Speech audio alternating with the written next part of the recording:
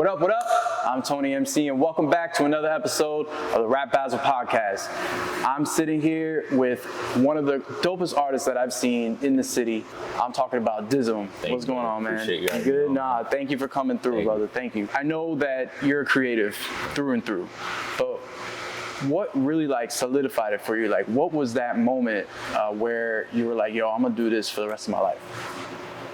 I don't think there was a moment. I think it was just kind of from birth. I grew up in a creative environment, and creating is it's always been in my blood. I got notebooks from when I was in second grade, drawing Ninja Turtles and things, so it's a whole life thing, man.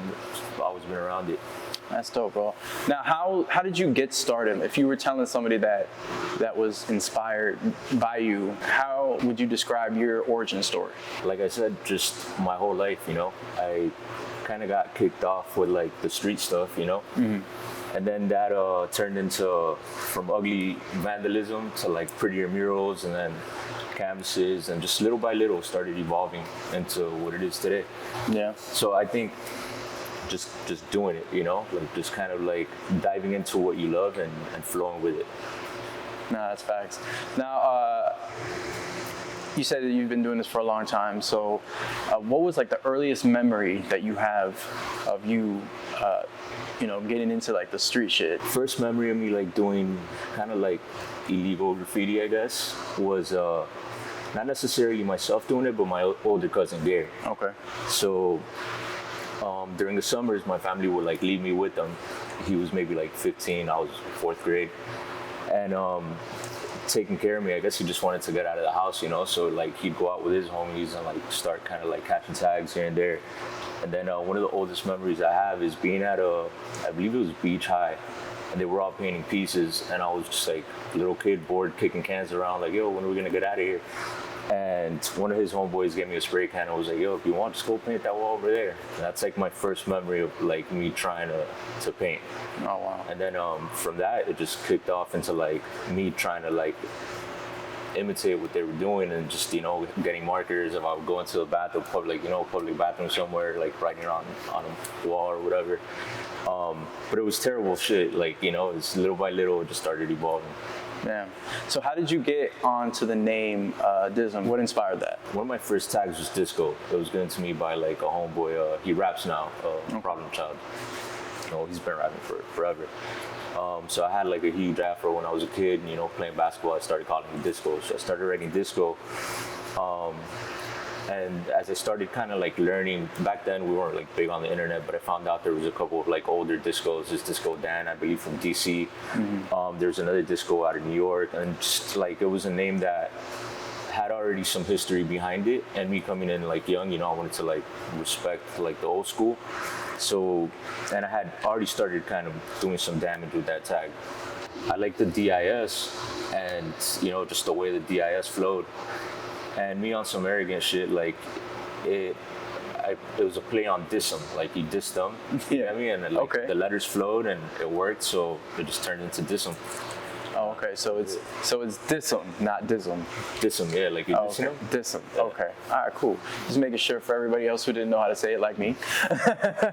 So from there, what was your earliest memory of a really complex piece? What was your first oh shit, I don't even know how I made this? I think from since I grew up around artists, right? My parents met at an art university. My uncles are artists. I got artists on both sides of the family. So I was always, it wasn't just the street tagging aspect of it. I was always into the more complex fine art, part of it as well. Right. Something that was important to me was to, even if I was painting something illegally, to try to flex on it, so a lot of the street work, if it was a place where most people would catch a tag on it, I try to do a throw ups are more the bubble letters type, it was a spot where people would do outlines, I'd make sure I did a fill-in. So I would try to every spot that I would think of what the average writer would do, I would try to up that by a level or two, you know? Okay. The first pieces I did, I must have been like 16, you know? At this point, I look back in the trash, but I remember like like working hard to try to always level up, you know? Right. Now you said that you grew up around artists. Who were some of the artists that truly influenced your artwork? I think in general, just Miami graffiti. Of course, like my mother is probably one of my biggest influences. But Miami graffiti in general and just the vibe in general kind of, you know, got me in as far as graffiti goes. But fine artwork, like I'm, you know, super inspired by like the Renaissance movement, you know, Art Deco too, like, you know, the pastel colors in that, like, all my work has that pink and teal to like represent Miami hard, you know, which that came from like the colors they were using during the Art Deco movement, you know. Those, I just kind of toned it up to where it was more vibrant and not that like pastel tones. I think art in general, Miami in general, just really motivates me and inspires me. That's dope. Now, what about musically? Like, who inspired you? Like, who were you bumping like while you were making art? I listen to like, my musical taste is all over the place, bro. Like, I listen to old school salsa a lot. Okay. Reggaeton a lot. I mean, current hip hop, I'm not like too up to date on it. But obviously hip hop's always been, you know, like from Wu-Tang to the Southern JT Money, Trick Daddy, even 3-6 Mafia, like I was even on that kind of stuff. Word. And yeah, just reggaeton too. I've been big on reggaeton like since I grew up in Panama too, like. Oh, okay, nice. Between Panama and here. Nice. So I remember like. Was that your background? You're Panamanian? Yeah, yeah. Okay. From my dad's side, they're Italian Panamanian, and nice. My mom's Colombian. Okay. So in Panama, like the first music that I started like listening to on my own was like El General, Nando Boom, which is like Spanish reggae. You know? I know that. And then early 2000s when like Tego came out, like bro, it was kind of like reminiscent to what I grew up on, you know, and huge influence as well. Dope. Has there ever been a song that's inspired any of your pieces? A lot of them, like, so if you're familiar with my work, I do a lot of portrait work, right? Like, so whenever I'm painting one of these subjects, I'll try to like zone out and just put myself in that vibe the whole week. So like when I did the Emilio and Gloria, like I was bumping Miami Sound Machine the whole time, you know? Or when I've done like, what else? Celia Cruz, same thing. I recently painted Willie Colon in New York. Wow. I was just jamming Willie Colon, Fania, you know, the whole time. So yeah, like I'm definitely inspired by music, and I think, especially when it's like musicians that I'm painting, I try to put myself in that headspace, and I feel that it translates in what I'm painting. You get me? Yeah.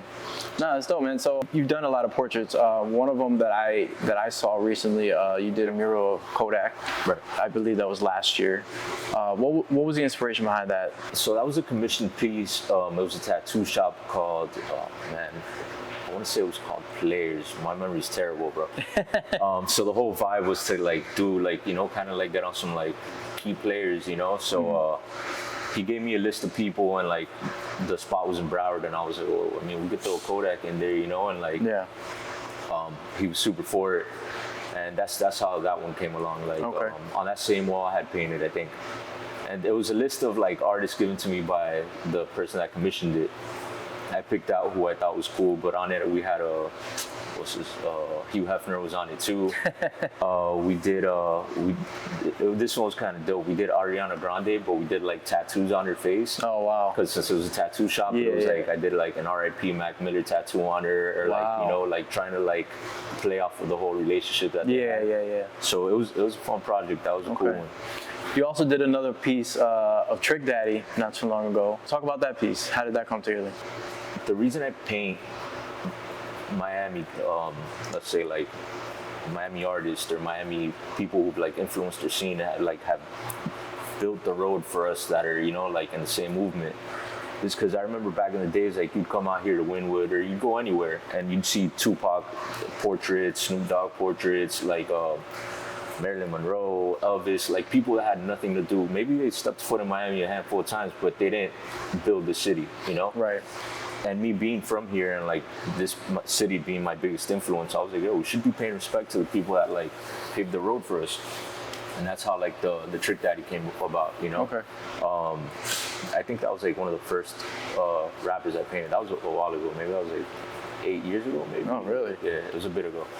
But yeah, just paying homage to those that like laid down the road for us and like just kind of have instilled this culture, you know, that we're all running through with hip hop and just art in general. What would you say is your most successful piece so far? That's tough to say because there's different kinds of success, you know. Like break it down. There's emotional success, right? Like we did a mural festival in Panama, and in a matter of a week, we turned the place that was, bro, we had to get permission from like local gangs to like be able to paint in the area, right? Wow. We had to deal with the government to like allow us to paint in the area because it was in a place called Casco Viejo, which is like historical patrimony. Yeah. So we had to like, there was a lot of moving pieces to like making this event happen. But when we were done with it, we went from being a place where people were afraid to walk through, you know, and with right, because it's a sketchy area, like it's a rough hood. To at the end, the kids themselves from the neighborhood were cleaning up, just like full of pride, you know, because we had brought new life to an area that had been forgotten by either the local government or even the locals, you know. Most locals had nothing to do in that area unless you were from that area. The moment that we brought in, I think we brought in we did, I believe it was like 30 murals in a week from artists from all over the place. From Spain, U.S., Colombia, Argentina, Netherlands. We brought people from all over. So to transform that area in a matter of a week and seeing the pride that we brought to the kids, you know, like one of the kids got a scholarship. Like that's as far as like accomplishments like that, you know, that's one of the most successful ones, I think, you know. Money-wise, you know, it was a hit, but the fulfillment that we got from that was a beautiful thing. Yeah, that's crazy, man. What would you say, I guess, like, money-wise would be, like, the most successful piece that you had? It's an ongoing project, money-wise, man. Yeah. You know, and I think, like, money's one of those things that if you concentrate on it, you're never going to find happiness because you're always going to want more, you know?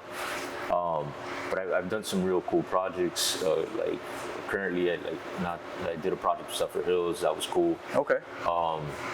I've done projects with the Miami Dolphins, which is like real dope to me, you know. That's dope. Did you design? You designed something for him? Like, we painted a mural. It was myself, Sinner, and Drups. I designed the mural. We had to get it done in a matter of a week. It was a pretty big project. Celebrating 72 Dolphins for the perfect season. Nice. So that one was a real dope project. And not necessarily, I mean, money-wise, it was good, but it's more about what came with it, you know, like the experience, how many eyes we had on it, you know, like just all around that was a dope one. It's something to note because, you know, a lot of people, they see all this work and they see all these different murals and they admire it, but it's like, you know, what does the artist get out of that? I mean, outside of, you know, the admiration, you know, the Instagram tags and stuff like that, but like to break it down like that, it's definitely eye-opening, you know what I mean? For someone like me, I'm someone that's a fan of art, but like it's one thing to be a fan and then there's another thing to be a collector, right? Because you gotta like throw down like a lot of bread to collect all those different types of pieces. I mean, you know, if you're an art collector, like you're also, they're assets, you're investing, you know, it's not necessarily you're spending, you're investing. I think I personally have a pretty extensive art collection. I have pieces that when I bought them, man, they were like $70-something, now they're $5,000, you know, in a matter of like 10 years. So I definitely think that when you think of art and purchasing art, you know, it's not necessarily like spending, you're investing. You got to think of it as an investment. And things you should look at is like somebody's trajectory, right? Like their career. So if there's a young artist that you believe in, you know, if you think that they're in it for the long run, then it might be worth investing in, you know, because you're picking them up like let's say rookie season, right? You get that rookie card. If you think that that's a person that's in it for the long run and they're bringing something new to the table, then I recommend people invest in them, right? Because in the long run, it's going to pay off. And once that person already takes off, then obviously you're going to be spending more paying more for your investment. Over time, has there anybody that has like invested in you? Absolutely, yeah. Plenty of people, you know. you know, not to name drop, but even like Allison and Ket, you know, like they've invested in me in many ways, you know, whether by giving me opportunities, putting me in the right situations, you know. Yeah, I mean, there's people that have given me walls when I didn't necessarily have the portfolio that I have now. You know, that was an investment of their own because they trusted in me to do something. And there's collectors, you know, that buy my work, you know, and it's a beautiful thing, and I have great relationships with them. That's dope. Speaking of Allison and Ket, I know that last year they commissioned you, right, to do a couple of pieces for Art Basel. During the launch of Art of Hip Hop, you made this amazing piece of Fat Joe, like on the spot, like in front of everybody. Yeah. You know, talk about, you know, how that piece came out. Like, what were the inspirations behind the colors, the scheme, like the design, all that? So I had to do with Champion as well. Okay. So they hit me up and they were like, look, you know, we want to do a live art performance thing. I'm not big on like painting live, you know, it's not, my pieces are pretty complex, so it takes me a lot of time, you know. With these kind of things, with like live paintings, you got to be quick, you know, and I like spending a lot of time on my work. So it just, they were doing the Fat Joe thing, he was performing, and I was like, man, it'd be dope if we have, and another part of it was Champion wanted the crowd to be able to participate in this, right? So I was trying to figure out how we could mesh it all in, you know, and have it work. So what we did was, we had a big canvas, I believe it was like 6 feet by 6 feet, and it was open to the public, so like for everybody to sign it, write on it, you know, to kind of like leave their names behind. Since it was at the Museum of Graffiti, that just happened to be like a big crowd of like well-respected artists and writers, you know. So it ended up being a really cool piece where it had like, Sess was on it, Ket was on it, like Noriega came by, he like signed it. Who else? Yeah. Man, there was a dope collective of artists that like got on it, as same as like just regular, you know, people that were hanging out. And then what I did was I ended up doing the portrait, but it was somewhat difficult to do because I had to like I couldn't go over the signatures. You know what I'm saying? So I wanted to maintain all the signatures as well as keeping the portrait there. But it turned out cool, man. It was pretty cool. Nah, that's dope, man. How did it feel? Because I know that he came up and he saw it himself. You got to meet him at that time, right? Yeah. He ended up keeping it, man. And I mean, he's a writer himself, bro. So, yeah, exactly. You know, to him, I'm sure it was, you know, it ended up being a cool piece of like history, you know, with what happened that night, everybody on it.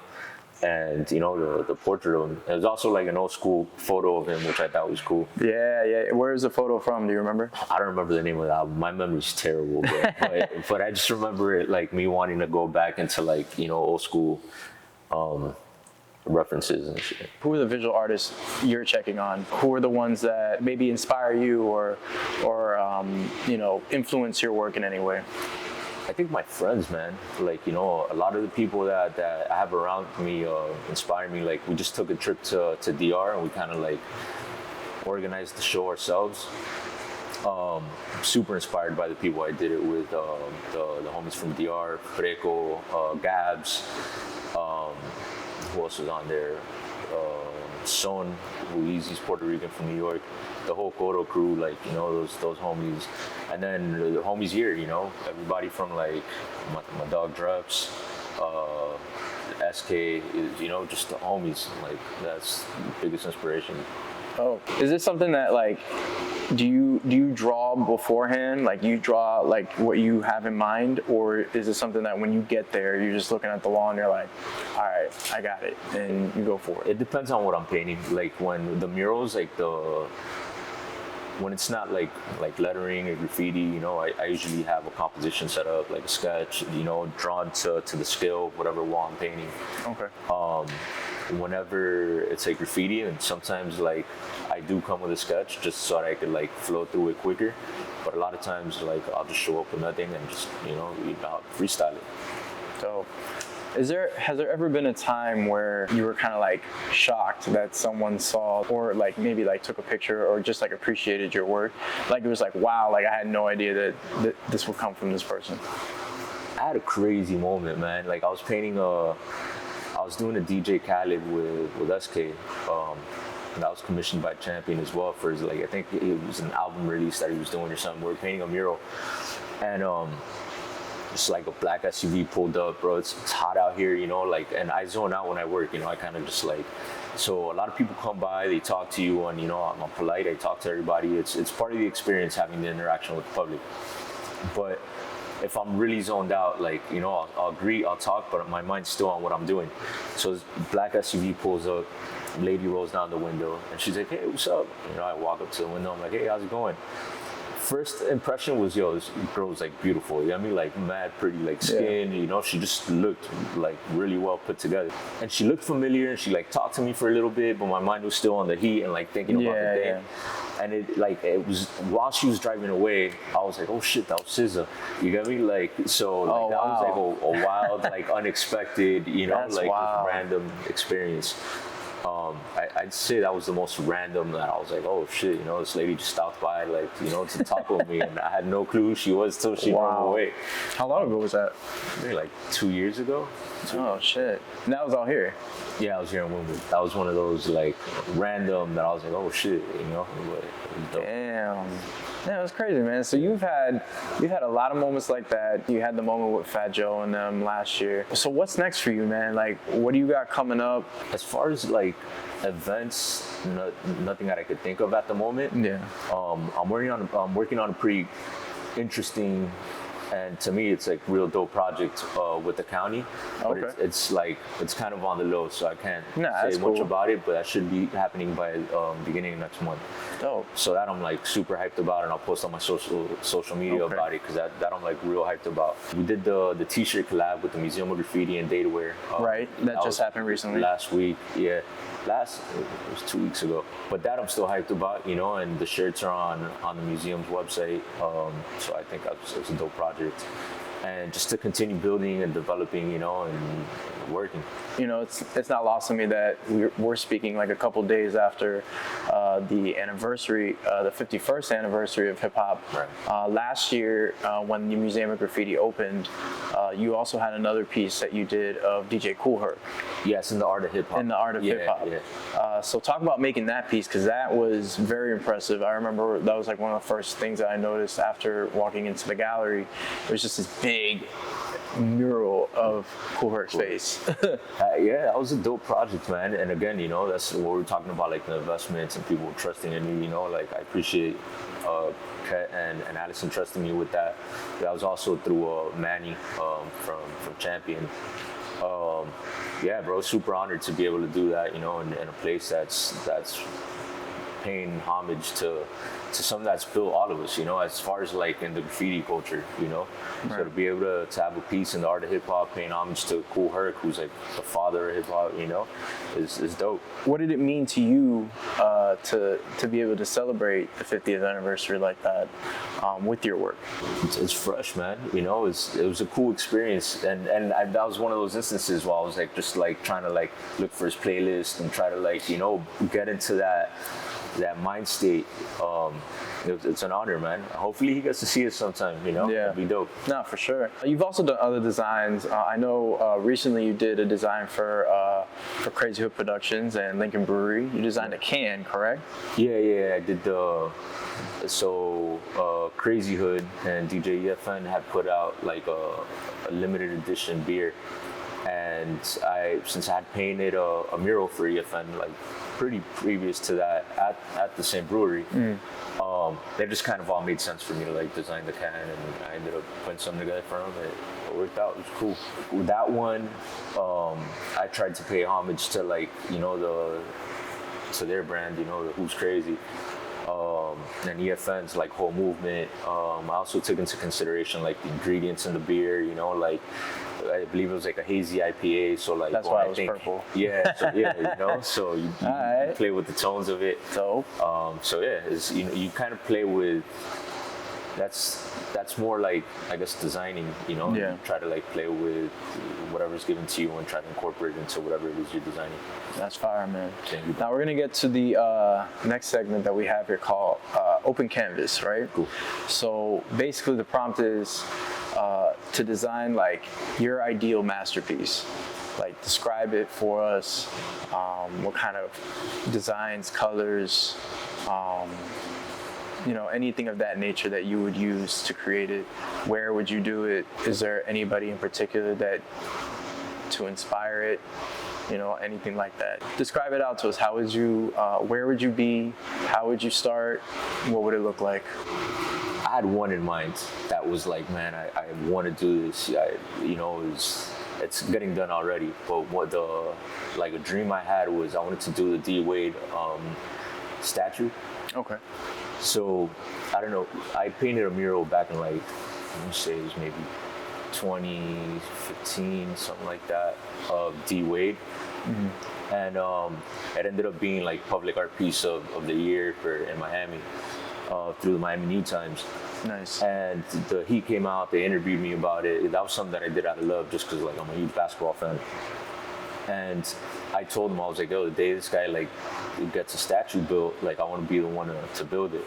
And I had it in mind, I wanted to do the whole hymn on top of the table, this is my city or my house or whatever, I wanted to do that right when you're stepping into the arena, there's the kind of a balcony thing, I wanted to do it standing above that and just overlooking the whole city.